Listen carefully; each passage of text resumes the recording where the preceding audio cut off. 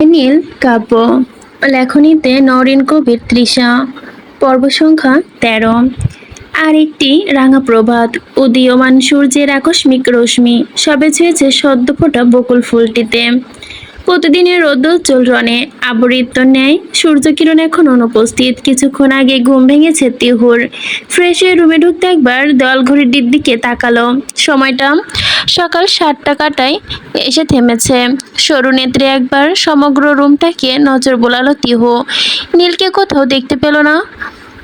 হয়তো নীল সুইমিং পুলের কাছে হবে হয়তো, কেননা ওইখানে প্রতিদিন সকালে জিম করার অভ্যাস তার। তিহু আর কিছু না ভেবেই একবার কিচেনের দিকে যাওয়ার উদ্দেশ্যে পা বাড়ালো। তৎক্ষণাৎ সেন্টার টেবিলের ওপরে রাখা নীলের ফোনটা রিং হতেই বেজে উঠল। পরপর কয়েকবার রিং হওয়ায় পরেও নীলের কোনো খোঁজ না দেখে তিহু ভুরু কুঁচকে বিরক্তি মুখে এগিয়ে এসে ফোনটা হাতে তুলল। স্ক্রিনের উপর ভাসছে সেভ করা নাম্বার, মিনিস্টার ইশতিয়াক স্যার। তিনি তো পানি মন্ত্রী, কিছুদিন আগে ইউনিভার্সিটি এসেছিলেন। মুহূর্তেই তাকে চিনে ফেলল তিহু। দ্রুত ফোনটা নিয়ে এসে এগিয়ে গেল সুইমিং পুলের দিকে। সুইমিং পুলের পাশটা নিস্তব্ধ নীরব, ভেসে আসছে শুধু কিছু নাম না জানা ফুলের মিষ্টি সুবাস আর পানির মৃদুমন্ত কলরব। তিহু সন্ধানহীন দৃষ্টি মেলে খুঁজতে থাকে নীলকে। এদিকে খুঁজতে খুঁজতে সে খেয়ালই করলো না যে সামনের পানির কারণে বেশ কিছু স্থান পিছিল হয়ে আছে। হঠাৎই পিছন থেকে কেউ বলে উঠল, আমাকে খুঁজছো? হুট করে পিছন থেকে কারো কণ্ঠস্বরে ভূত দেখার মতো চমকে উঠে তিহু। ভীত দৃষ্টিতে তৎক্ষণাৎ পিছে ঘুরতে গিয়ে পিচ্ছিল খেয়ে সুইমিং পুলে পড়ে যেতে নিতেই হাতের পাশে থাকা মানুষটিকে আঁকড়ে ধরল। নীল ও তিহুর হঠাৎ এমন আঁকড়ে ধরার দরুন ভারসাম্য হারিয়ে পানিতে পড়ে গেল। একসঙ্গে পানিতে পড়ে যাওয়ায় ভেজে একাকার অবস্থা দুজনের। তিহু দ্রুত পানি থেকে মুখ তুলে লম্বা একটা শ্বাস ফেলল। বুকে আলতো করে তাপড় দিয়ে বলল, আপনার ঘাড়ে কি জিন ভূত করেছিল, নাকি এমন কিছু আছে? অমন অদ্ভুতের মতো পেছনে এসে ডাক দেন কেন? নীল কিছুটা রাগে গমগম কণ্ঠে বলল, জাস্ট শ্যাট আপ স্টুপিড, ইডিয়েটের মতো পিচ্ছিল জায়গা দিয়ে হাঁটছিলে কেন? তিহু সামনে এসে চলে গেল। ভেজা চুলগুলো পেছনে সরিয়ে দিতে দিতে ঠোঁট বাঁকিয়ে ঝগড়াটে কণ্ঠে বলল, আমি ইডিয়েট? ইডিয়েট তো আপনি। আমি তো জানতামই না এখানটা পিচ্ছিল ছিল। আর তার ওপর আপনি আমার সাথে এসে ভূতের মতো পিছন থেকে কথা বলেছেন। তাহলে দোষটা কার? নীল কিছু একটা বলতে গিয়েও থেমে গেল। তার লক্ষ্যগত হলো তিহুর শরীরে থাকা বস্তুগুলো ভিজে শরীরের সাথে লেপ্টে গেছে। স্পষ্ট দেখা যাচ্ছে তার শরীরের বিভিন্ন অংশ। নীল তৎক্ষণাৎ দৃষ্টি সরিয়ে নিল, সেখান থেকে উঠে গেল। তিহু নিজের কথায় তাজ্জব বনে গেল যেন কিছুটা। কোমরে হাত দিয়ে মুখ কুঁচকে দাঁড়িয়ে রইল সে। নীল চলে যেতে সে বিরক্ত হয়ে যখন সাইডের সিঁড়ির দিকে উঠতে যাচ্ছিল, তৎক্ষণাৎ নিজের দিকে চোখ পড়তেই চোখ কপালে উঠে গেল তার। শরীরের প্রতিটা ভাঁজে ভাঁজে চোখে পড়তেই স্পষ্ট ওড়নাটাও একেবারে সেটে গেছে শরীরের সাথে। লজ্জায় দম বন্ধ হয়ে এলো তিহুর। তার মানে এতক্ষণে সেইভাবে নীলের সাথে তর্ক করে যাচ্ছিল। হায় আল্লাহ, সাধে কি এই নীল তাকে ইডিয়েট বলল? পোশাক বদলে চুলগুলো টাওয়ালেতে পেঁচিয়ে সবে ওয়াশরুম থেকে বের হয়েছে তিহু। নীল ড্রেসিং টেবিলের সামনে দাঁড়িয়ে চুলগুলো ব্রাশ বাক করছিল। তিহু লজ্জায় তাকাতে পারছে না তার দিকে। হঠাৎ করে রুমের দরজা নক করলো কেউ একজন। নীল অশরীরতেই আর চোখে তাকালো সেই দিকে। স্থবির হলো কামিন। প্রবেশ করলো বাড়ির একজন কম বয়স্কা কর্মচারী। নতজানু মাথায় সে বলল, ভাবি, ভাইজান, ভাবি, আপনাদের খালাম্মা নিচে খেতে ডাকছেন, তুই যা, গিয়ে বল আমরা আসছি। মেয়েটা এবার মাথা উঁচু করে এক ঝলক নীলকে পরখ করে তিহুর পানে চাইলো। দুজনেই পরনেই সদ্য বদলানো কাপড়। আর তিহু ভেজা চুল দেখে অদ্ভুত ভঙ্গিমায় লাজুক হেসে মেয়েটি দ্রুত প্রস্থান করলো রুম থেকে। তিহু সেদিকে তাকিয়ে থেকে মুখ কুঁচকে বলল, ও ওইভাবে হাসলো কেন? নীল এক ঝলকায় তাকালো তার দিকে, বলল, সেটা আমিও জানি না। কিছুক্ষণের নীরবতা, অতঃপর নীল রুম থেকে বের হয়ে যেতে যেতে, দ্রুত আসো, আম্মু ডাকছে। তিহু নিজের দীর্ঘ কেশরচন চিরুনি চালাতে চালাতে বলল, আপনি যেতে লাগেন, আমি আসছি। নীল প্রায় রুম থেকে বেরিয়ে গেল। পরক্ষণে সে ফিরে এসে আবারও বলল, বাই দ্য ওয়ে, স্ট্রবেরির ওপর শর্ট কিছু একটা পরা উচিত, জাস্ট ফর সেফটি, বলে সেখান থেকে বের হয়ে গেল নীল। তিহু আয়নার থেকে চোখ সরিয়ে জিজ্ঞাসা দৃষ্টিতে নীলের দিকে তাকালো। তার কথার মাথা মুন্ডু কিছুই বুঝতে পারলো না সে। বলতে গেলে তার মাথার দয়ের হাত উপর দিয়ে অতিক্রম হয়েছে কথাটা। ফের চিরুনি চালাতে মনোনিবেশ করতে নীলের কথার মর্ম বুঝে হঠাৎই হাত থেকে চিরুনি পড়ে গেল তার। ড্রেসিং টেবিলে বিশাল আয়নায় নিবদ্ধ চোখগুলো আপনা আপনি বড় হয়ে গেল। লজ্জায় আবারও আড়ষ্ট হয়ে গেল ফর্সা মুখশ্রী। খাওয়া দাওয়া শেষে কিচেনে ব্যস্ত বাড়ির সকল রমণীরা। তেমন গুরুত্বপূর্ণ ক্লাস না থাকায় তিহু আজ ভার্সিটি যাবে না, তাই সেও হাতে হাতে বিভিন্ন কাজ গুছিয়ে দিচ্ছে। হঠাৎ সেখানে উপস্থিত হলো নাহা আর মনি। মনিকে দেখে চোখ সরু করে এক ঝলক তাকালো তিহু। নাহা মির্জা সূচনাকে উদ্দেশ্য করে বলল, আম্মু। মির্জা সূচনার হাতের কাজটি করতে করতে একবার মেয়ের দিকে তাকালেন। ভার্সিটি যাচ্ছিস? জি। মির্জা সূচনা পাশে দাঁড়িয়ে থেকে মুন্নিকে বলল, তুই কোথায় যাচ্ছিস মন? মামিমা, আসলে আমার একটা ফাইল আজকে জমা দিতে হবে, এই জন্যই ভাবছিলাম একবার ভার্সিটি যাব। না মুন্নি, দুজনেই নাহা মুন্নি দুজনেই জগন্নাথ বিশ্ববিদ্যালয়ের উদ্ভিদ বিজ্ঞান বিভাগের শিক্ষার্থী। দুজনের ভার্সিটি এক হয়ে একসঙ্গে যেতে আসতে অসুবিধা হয় না তাদের। তবে বাড়ির মেয়েদের একা একা ছাড়া এদের নিয়মের ঘোর আপত্তি। মির্জা সূচনাতেই বলল, তা তোমরা কার সাথে যাচ্ছ? মনি মিনমিন করে বলল, একা। কাকে কথা শেষ করতে দিল না, এক লহমায় তার মুখ থেকে কথা কেড়ে নিয়ে মির্জা সূচনা অবাক কণ্ঠে বলল, একা মানে? মুনি আর নাহা দুজনই মির্জা সূচনার কণ্ঠে চুপসে গেল। নাহা কাচুমাচু কণ্ঠে বলল, কিন্তু আব্বু চাচু আর ফুপ্পা তো ড্রাইভার সহ গাড়ি নিয়ে চলে গিয়েছে, আর আজিজ আঙ্কেলও তো ছুটিতে, তাহলে কার সাথে যাবো আম্মু? মির্জা সূচনা কেউ কিছুটা উদ্বেগ দেখালো। সত্যি তো, এখন কোনো ড্রাইভার নাই, তার উপর মেয়েগুলো ভার্সিটিতে যাওয়ার জন্য গুরুত্বপূর্ণ। ঠিক তখন এই শুভ্র পাঞ্জাবি পরিহিত নীল সিঁড়ি বেয়ে নিচে নামছিল। তাকে দেখে মির্জা সূচনা মুখে দুশ্চিন্তার ছাপ আর কালো মেঘ যেন কেটে গেল। ছেলেটাকে দেখে তিনি শুধালেন, কোথাও যাচ্ছিস নীল? পার্টি অফিসে। একটু পরে যেও। তুমি বরং মুন্নি আর নাহাকে ভার্সিটি পর্যন্ত ফার্স্ট ড্রপ করে দিয়ে আসো। মায়ের কথায় নীরব সম্মতি জানালো তিহু। তৎক্ষণাৎ হাতের কাজ রেখে তড়িৎ বেগে তাকালো তার দিকে, নাহার দিকে। তার কোনো সমস্যা নেই, কিন্তু মুন্নি, এই মুন্নি কেন যাবে? তাকে নিয়ে ঘোর আপত্তি তিহুর। মুকুচকে নীলের দিকে তাকালো সে। শাশুড়ি তো কিছু বলতে পারবে না, এদিকে মুন্নি নীলের সাথে যাক, এটা তো সহ্য করতে পারবে না। বিরক্তি, লজ্জা, ভীত সবকিছু এক পাশে আঁকড়ে ধরলো তাকে। এদিকে নীল কোনো ভাবান্ত নেই। মায়ের থেকে নির্দেশনা পাওয়ার সাথে সাথেই দুই বোনকে নিয়ে বাইরের দিকে হাঁটা শুরু করলো সে। মুন্নি ফাইলগুলো জমা দিয়ে সবে গাড়িতে এসে বসেছে। নীল আগে থেকে ড্রাইভিং সিটে তার জন্য অপেক্ষা করছিল। আজকের দিনটা অনেক বড় প্রাপ্তি মুন্নির জন্য। জীবনে এই প্রথম নীল ভাইয়ের সাথে কোথাও একান্তে বের হওয়ার সুযোগ হয়েছে তার, যদিও নাহার দৌলতে। তবে ক্ষতি কি? একদিনে নিজের প্রিয় মানুষটার সাথে ঘোরা, তার থেকে অজুহাতেই হোক, তাই কি? যদিও এটাতে ঠিক ঘোরাঘুরি বললেও ভুল হবে, তবে মনের কাছে এটা ডেটিং এর থেকে কোনো অংশে কম না। সে গাড়িতে বসে এক ঝলক নীলের দিকে তাকালো। নীল তীক্ষ্ণ চক্ষুধর, রোদ চশমার আবৃত, শক্ত মুখশ্রী, সড়কের দিকে নিবদ্ধ। মনি আলগোছে সিটে বেল বেঁধে নিল। সঙ্গে সঙ্গে কোনো পূর্বাভাস ছাড়াই গাড়ি স্টার্ট দিয়ে সোজা এগিয়ে চলল নীল। ঢাকার রাস্তা আর জ্যাম নেই, এমন কি কখনো হয়? ডুম্বুর ফুলের মতোই যেন এই বিষয়টা। গতানুগতিক নিয়ম অনুসারে আজও প্রচুর জ্যাম, আর সেখানে আটকা পড়েছে নীলের গাড়ি। নীল বিরক্তি মুখে স্টিয়ারিং এ হাতটা রেখে বারংবার আঘাত করছে সেটাকে, আর মুন্নি আর চোখে বারংবার পর্যবেক্ষণ করছে নীলকে। হঠাৎই দুইটা পিচ্চি ছেলে মেয়ে ছোট্ট পাত্রে কিছু একটা এনে নীলের সাইডে দাঁড়ালো। ছেলে মেয়ের দুটোকে দেখে গাড়ির জানালার কাজ ধীরে ধীরে নামিয়ে দিল নীল। কিছুটা হেসে বলল, কিছু বলবে? তাদের মধ্যে এক থেকে মিষ্টি করে একটি মেয়ে বলল, ফুল নিবে ভাইয়া? দেখো কি সুন্দর ফুল। নীল এক ঝলক উঁকি মেরে পাত্রের দিকে দেখলো। হরেক রকমের গোলাপে সজ্জিত একতরা দেখে হঠাৎই এক সুন্দর মুখশ্রী মুখবয়ে ভেসে উঠলো তার সম্মুখে। তবে সেখানে শুধু ফুল নয়, রয়েছে একখানা গাজরাও। নীল মুচকি হেসে পাত্রে থাকা সমস্ত দ্রব্যাদি কিনে নিল। ছেলে মেয়ে দুটো খুশি হতে হতে বিদায় নিল সেইখান থেকে। নীল ফুল সহ গাজরা সমূহ ক্যাশ সব ড্যাশবোর্ডের ফাঁকা স্থানটাতে রেখে গাড়ি স্টার্ট দিল। ততক্ষণে যানজট বেশ শিথিল হয়েছে। শান্ত বেগে চলমান গাড়ি এগিয়ে চলল নিজ গন্তব্যে। অন্য হয়ে ঢাকার প্রত্যেকটা অলিগলিতে নিজের শ্যামলঙ্গীকে খুঁজে বেড়াচ্ছে রৌফিন। তবে সে লাপাত্তা, তার কোনো খোঁজ কেউ দিতে পারছে না। এমনকি যে কোচিং এ প্রথম দেখা হয়েছিল, তারাও ঠিকঠাক মতো মেয়েটার বর্তমান ঠিকানা দিতে সক্ষম হলো না। বিস্তৃত হতাশাগ্রস্ত ভঙ্গুর মস্তিষ্ক। গাড়ি চালিয়ে যাচ্ছিল রফিন, হতাশার কালো মেঘ জমে ফর্সা মুখশ্রীতে। ক্লান্ত হয়ে পাশে একটা ফাঁকা স্থানে গাড়ি পার্ক করতে বেশ জোরে গাড়ি চালিয়ে সেদিকে যাচ্ছিল সে। কিন্তু হঠাৎই তার সামনে আসে কেউ একজন। রফিন অপ্রস্তুত হাতে দ্রুত ব্রেক কষল। ভীতির কারণে চোখ খিচে রেখেছে সে। তা দেখি দ্রুত গাড়ির দরজা খুলে নেমে আসলো সেখান থেকে। এদিকে নোটস নিয়ে অতি দ্রুত বাসার উদ্দেশ্যে যাচ্ছিল মাহা। দ্রুত গতির কারণে সে লক্ষ্য করেনি কখন সামনে গাড়ি চলে এসেছে। ঘটনাটা আকস্মিক, গাড়ির সাথে ধাক্কা খেতে খেতে বেঁচে গেছে মেয়েটা। নোটসগুলো সব ভূতিত হয়েছে তৎক্ষণাৎ।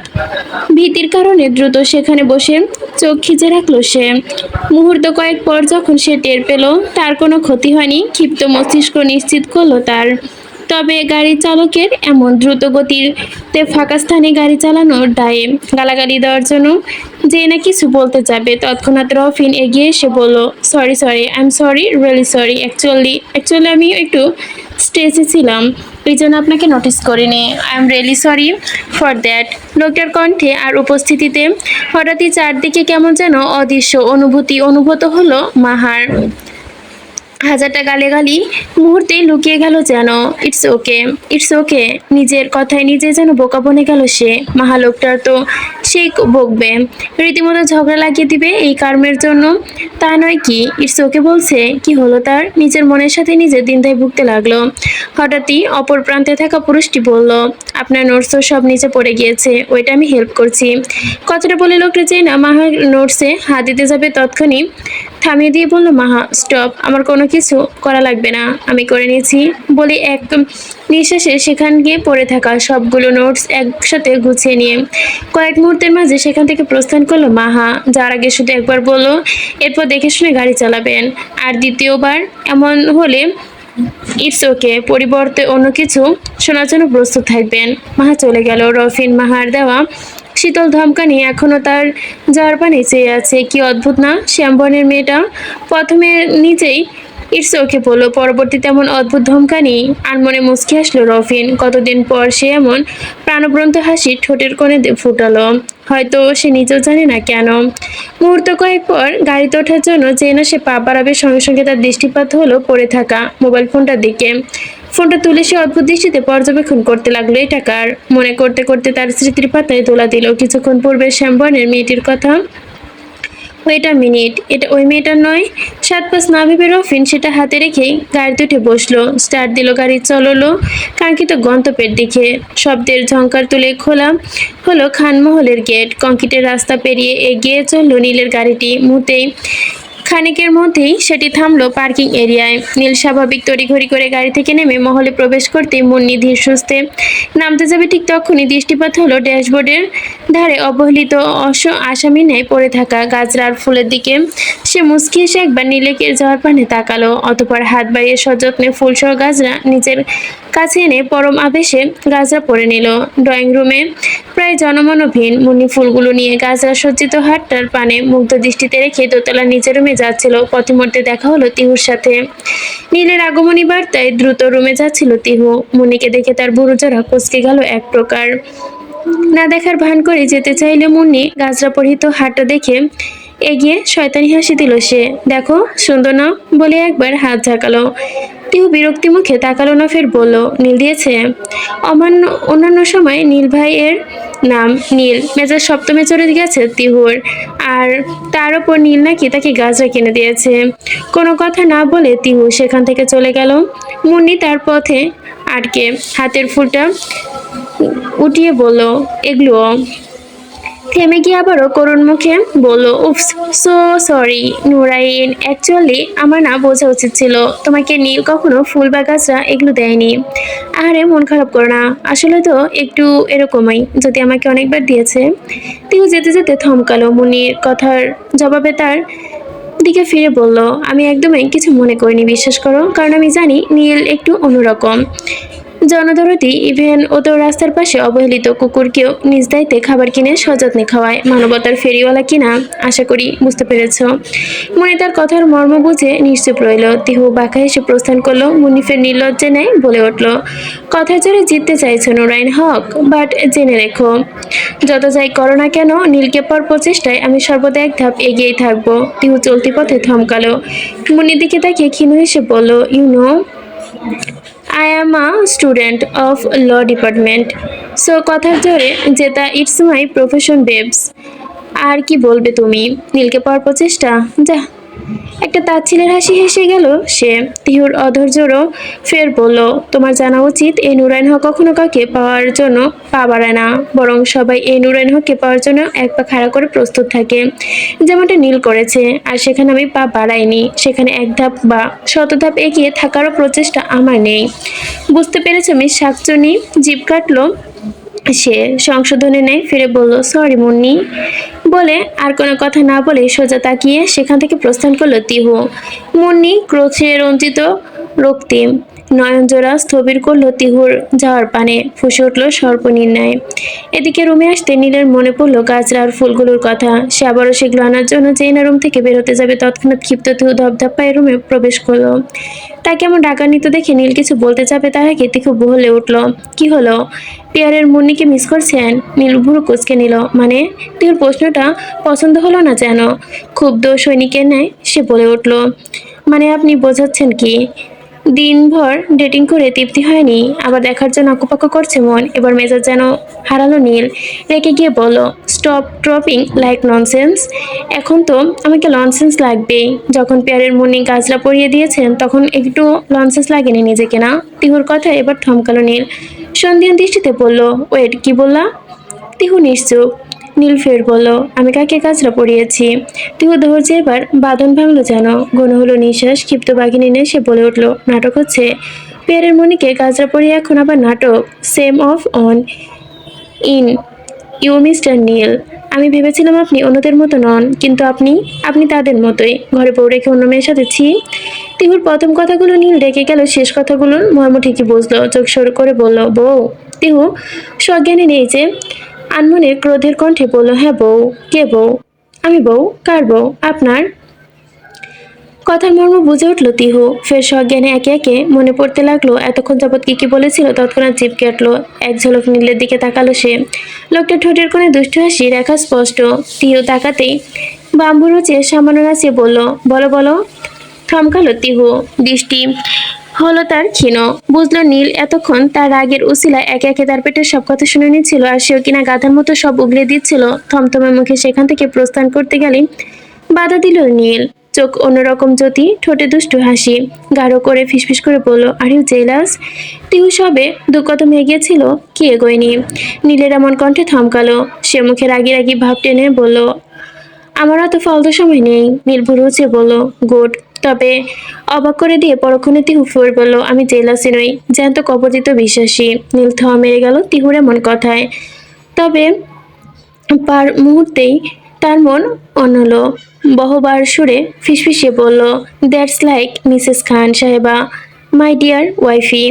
তিহু তৎক্ষণাৎ রুম ত্যাগ করেছে। না হলে হয়তো সে দেখতে পেত একজোড়া নীলচক্ষু কিভাবে মুগ্ধতার সাগরে অবহান করছে তাকে নিয়ে। তিহু ধূপধাপ পা ফেলে সোজা রাফা রুমের সামনে সে থমকায়। কোনোরূপ অনুমতি না নিয়ে সোজা ঢুকে পড়ে ভেতরে। অবশ্য অনুমতি নেওয়ার প্রয়োজন নেই, কেননা রাফার সঙ্গে তার সম্পর্কটা বেশ গভীর। তবে ভেতরে ঢুকতেই হকচকিয়ে যায় তিহু, কেননা সেখানে রাফা আর নীরার কোনো উপস্থিতি নিহিত নেই। ছেলেটা এর আগে অনেকবার দেখলেও কখনো কথা হয়নি তার সাথে, তাই নিহিতকে দেখে কিছুটা অপ্রস্তুত হয়ে উঠল সে।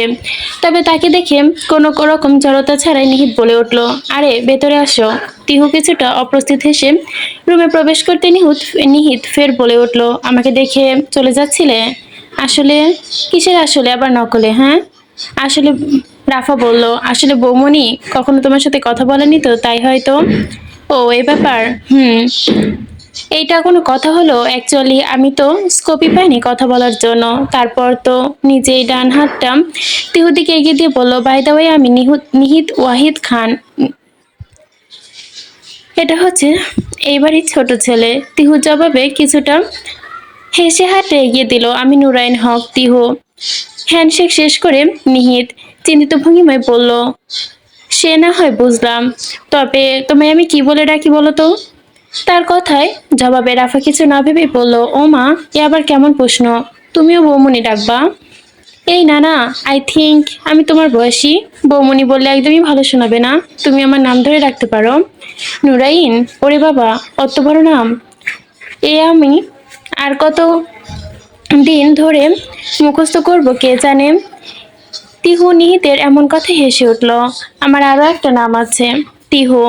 তুমি ফ্রেন্ড চাইলে আমাকে ওই নামে ডাকতে পারো। আমার সব ফ্রেন্ড আমাকে এই নামে ডাকে। এটা ঠিক আছে। তুই এক ঝলক সবার দিকে তাকালো। সকলের পরিধানের নতুন জামার ও সবার সাজগোজ দেখে সে বলল, তোমরা কি কোথায় যাচ্ছ? রাফা ঝটপট উত্তর দিয়ে বলল, আজকে তো উত্তরে একটা মেলা আছে, তুমি জানো না? আমরা তো ভেবেছিলাম তুমি আর ভাইয়ের সাথে যাবে, এই জন্য কিছু বলিনি। কই না তো, আমি তো এ ব্যাপারে কিচ্ছু জানি না। কি বলো? আমি তো ভেবেছিলাম তুমি ভাইয়ার সাথে যাবে, এজন্যই তো রাফা আর নীরাকে বারণ করেছিলাম তোমরা ওইখানে যেতে। কেন, তোমার ভাইয়া কিছু বলেনি? তিহু মনে মনে মুখ বাঁকিয়ে বলল, উনি আমাকে কি বলবেন? সারাদিন তো এই শাকচুনির সাথে ব্যস্ত ছিলেন। মুখে বলল, না, আই থিঙ্ক উনার মনে নেই। তাহলে তুমি আমাদের সাথে চলো, তোমাকে দেখে রাখার দায়িত্ব আমার। কি বলিস নীরা?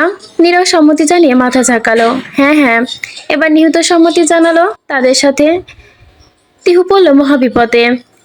এদেরকে এখন কি করে বোঝাবে যে সে একটু আগে নীলের সাথে ঝগড়া করে এখানে এসেছে? তার কথা না শুনেও তিনজন মিলে হাঁটা ধরল নীলের রুমের উদ্দেশ্যে। তিহু কি বলবে বুঝতে পারলো না। দিক বিদিক হারিয়ে সে নিজেও এগিয়ে চলল তাদের সাথে। নীলের রুমের সামনে এসে থমকে গেল তারা। এই একটা মানুষকে জমের মতো ভয় পায় বাড়ির সকলে। একে অন্যের সাথে খোঁচাখুচি করতে লাগলো। কে রুমে আগে যাবে? কেউই সাহস পেল না দরজা টোকাটুকি দিতেও। রাফা নিহিতের দিকে ফিরে বলল, খুব তো চটপট দেখাচ্ছিলে, এবার যা, গিয়েও যা, গিয়ে বলো বৌমনিকে আমরা সাথে নিয়ে ঘুরতে চাই। নিহিত বলল, মারবো টেনে এক চর, তোর এত বড় সাহস? তুই জানা আমাকে কেন বলছিস? আমি কখন বললাম আমার অনেক সাহস? বরং তুমি তো বেশি বেশি ভাব নিচ্ছিলে। তারা যখন এমন ঝগড়ায় ব্যস্ত, হুট করে দরজা খুলল নীল। তাদেরকে দরজার সামনে এমন দাঁড়িয়ে থাকতে দেখে চোখ কুচকালো। অন্যদিকে তাকে দেখে অগন্তুক হয়ে বোকা হওয়ার মতো দাঁত কেলিয়ে হাসলো নিহিত। নীল সন্ধিয়ান দৃষ্টিতে বলল, কি হলো, এভাবে কেলানোর মতো কি হাসছিস কেন?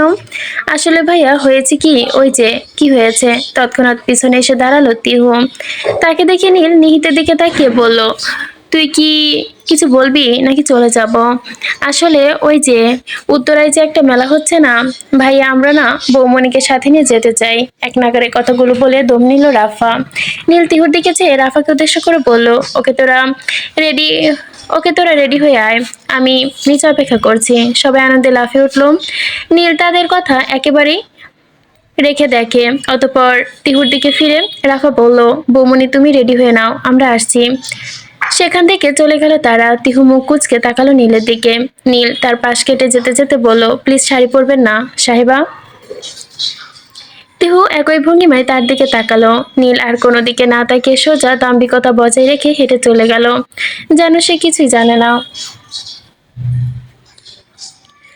নীল গাড়িতে অপেক্ষা করছে বেশ অনেকক্ষণ হলো। হঠাৎই আনমনে একবার মহলের দিকে তাকাতেই দৃষ্টি আটকে গেল তার। তিহুর পরনে ডার্ক মেরুন কালারের পাকিস্তানি থ্রি পিস, যার ভাঁজে ভাঁজে সূক্ষ্ম এম্ব্রয়ডারির কারচুপি কাজ করা, হালকা রঞ্জনে আবৃত অধৈর্যরা তার, ডাগর ডাগর চোখ।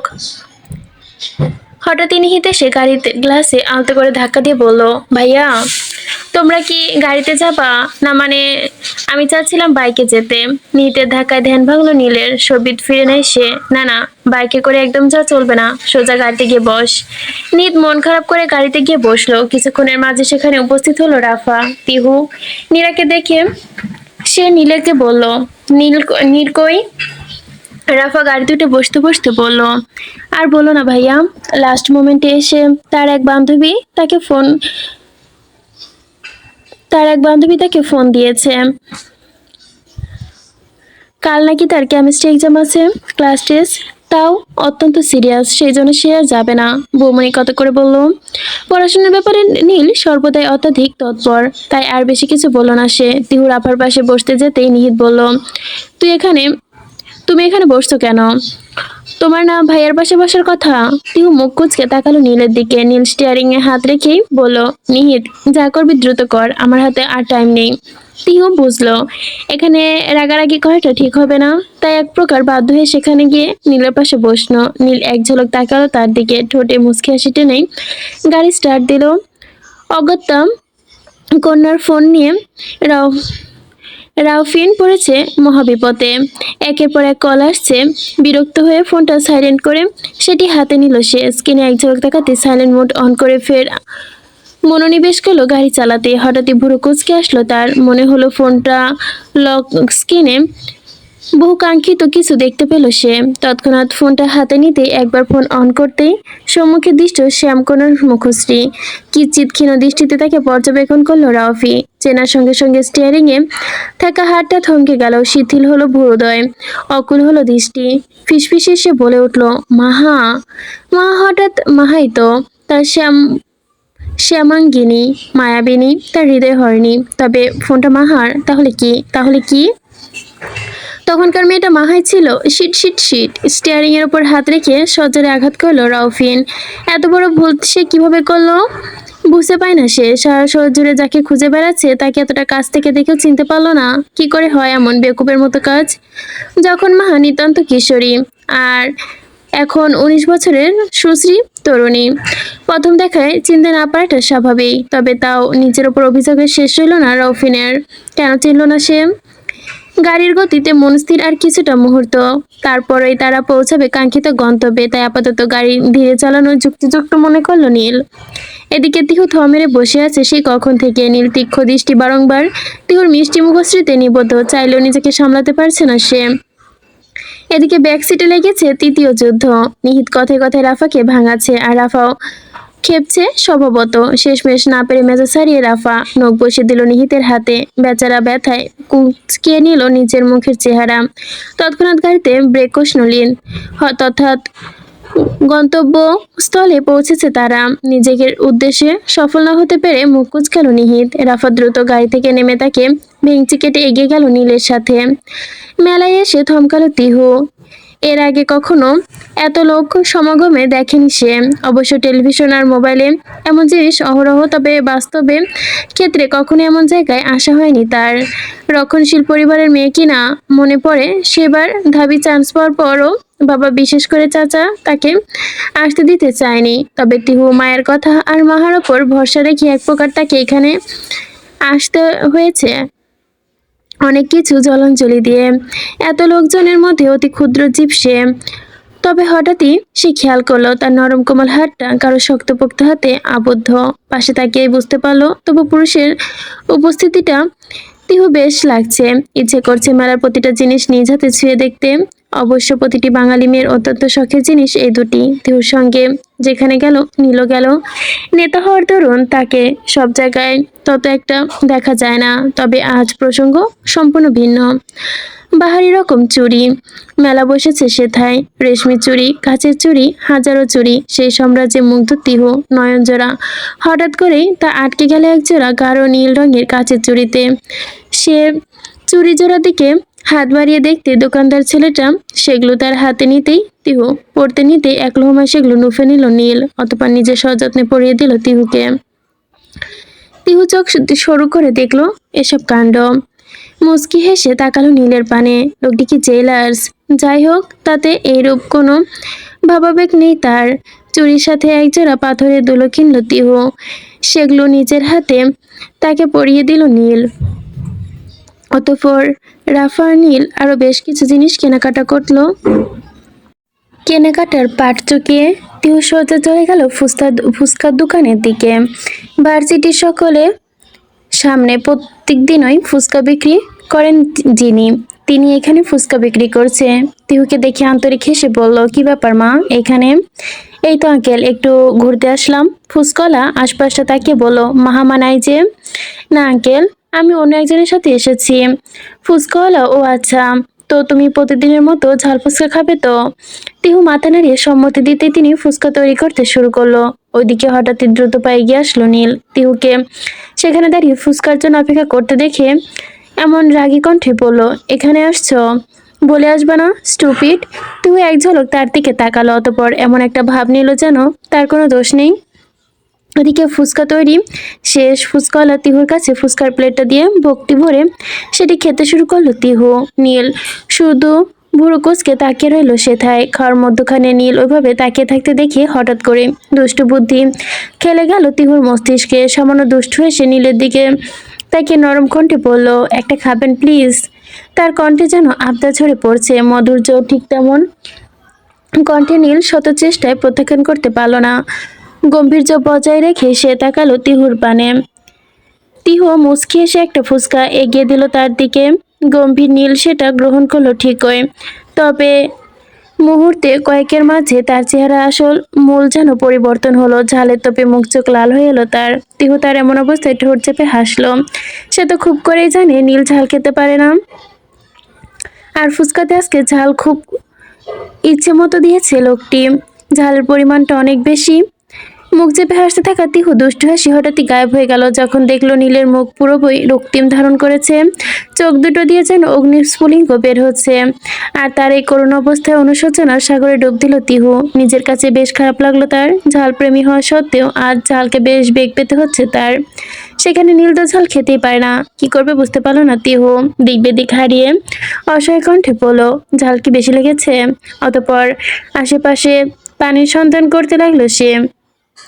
সেখান থেকে বেশ কিছুটা দূরে একটা শরবতের দোকান দেখে দ্রুত সেদিকে এগিয়ে যেতে গেলে কারো প্রবল হাতের টানে বাধা পড়লো। সে পেছন ঘিরে দেখলো নীল শক্ত হাতে আবদ্ধ করেছে তার ডান হাতটি। তিহু ভীত কণ্ঠে বলল, কিছু লাগবে না। আগেই নীল তাকে সেখান থেকে দূরে নিয়ে একটি ফাঁকা নির্জন স্থানে নিয়ে গেল। মেলা থেকে কিছুটা দূর হওয়ায় কোলাহল পূর্ণ স্থানটি গোধূলি রক্তিম আলোয় আলোকিত, তবে লোকজন এক কদম নিষেধায়। তিহু অসহায় কণ্ঠে বলল, এখানে আনলেন যে? পানি আনতে চাচ্ছি। তার কথা শেষ না হতেই হঠাৎই নিজের নরম কোমল অধরে আকস্মিক আক্রমণে কম্পিত হয়ে উঠল তরু। থরথর করে কেঁপে উঠল ক্ষীণ দেহ। ছায়ার মতোই ছন্দ হারালো হৃদযন্ত্র। ঘটনা আকস্মিক হলো। চোখ দুটো বন্ধ করেছে তরুণী, যেন চোখ দুটি নয়তো কঠোর থেকে বেরিয়ে আসতো এই মুহূর্তে। মুহূর্ত কয়েকের মাঝে অনুভূত হলো কোমরের কোনো এক শক্তপোক্ত পুরুষালী স্পর্শ। মনে হলো ভূমি থেকে সামান্য উপরে ভাসছে সে, হাওয়ায়